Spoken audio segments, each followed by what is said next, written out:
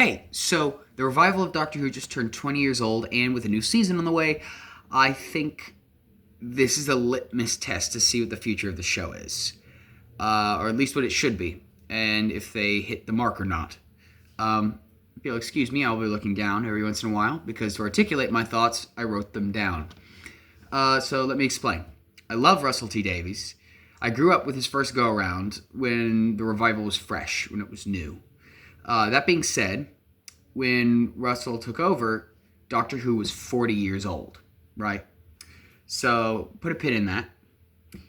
So, of course, when Russell brought back Doctor Who, he had to dramatize it to make it relevant for the time and bring back all the elements of the show's mythology which really mattered and introduce them to a new audience that never may have known about things like the Daleks, the Master, the Time Lords, the Cybermen, regeneration, yada yada.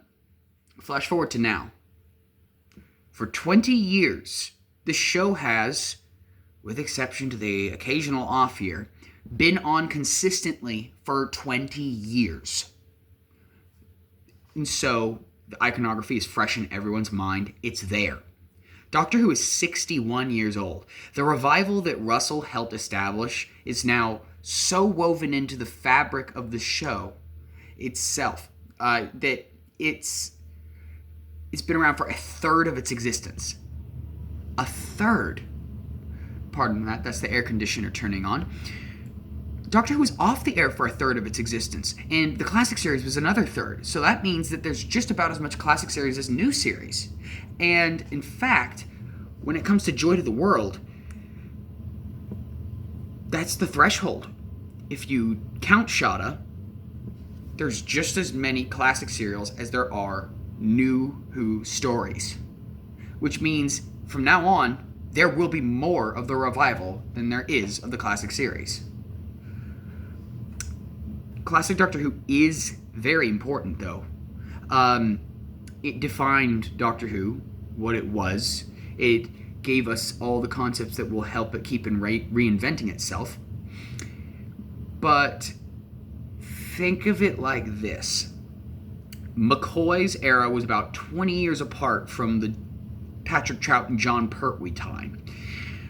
Sophie Aldred has said that she was a massive fan of John Pertwee. She was outraged when Tom Baker was cast. She also remembers when the Sea Devils came out of the ocean and it terrified her. Ben Aronovich, Mark Platt, other writers were huge fans of Doctor Who growing up, and they let the episodes they watched influence their later writing of Doctor Who. So if the evolution of the show is dependent on change and renewal, who do we have writing episodes last season? Oh, it was Russell and Moffat. The whole Sutekh twist last year came out of nowhere, and Sutekh, truthfully, isn't that influential of a villain? I mean, he was a good one-time appearance, but that's like if in 15 years' time, a writer makes the Foretold from the Mummy on the Orient Express the evil mastermind of the season just because it was a memorable villain one time that people liked. It doesn't necessarily work. The show needs fresh talent, which it seems like Russell knows. And in an excellent turn of events, season 1, while there was just one episode written by Moffat, or not written by Moffat or Davies, the season 2 has 3 new writers and a returning writer, Pete McTeague. But Pete McTeague's involvement kind of worries me a little bit, and I'll tell you why. Pete has written Kerblam, Praxius, and worked on the collection box sets and the Tales of the TARDIS, because he is a massive fan of the classic series. And that kind of unnerves me a little, because he is co-writing War Between the Land and the Sea. Recently, Russell T. Davies was on by the way, it's Russell T. Davis, not Davies. I know, I'm an American, I say it wrong. He was on David Tennant Does a Podcast with. And when he was, David Tennant said, "Are there talks about your successor?" And Russell said, "There are conversations that are being had. They have to be had." And this leads me to believe that through the War Between the Land and the Sea, in Tales of the TARDIS, that he's being mentored by Russell to be the new showrunner. And Pete is a great writer. Oh my goodness, A Discovery of Witches is an excellent show. But I am worried he will fall into the trap of over-relying on classic elements of the show. However, he may just be one of many candidates. I don't know.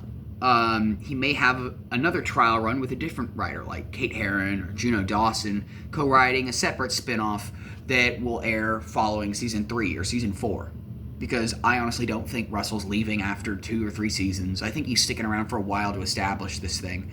And then, with everything he's said, he's made little comments about, in 10 years' time, you might see Mel in the unit building, or Martha Jones, or things like that. So he's clearly thinking he's going to stay for a while. I don't think 10 years really, but I think he is staying for a while.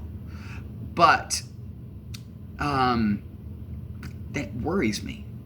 The over-reliance on classic series elements worries me. But really, for me, the litmus test to see if the over-reliance on classic elements is still very present is the finale for Season 2.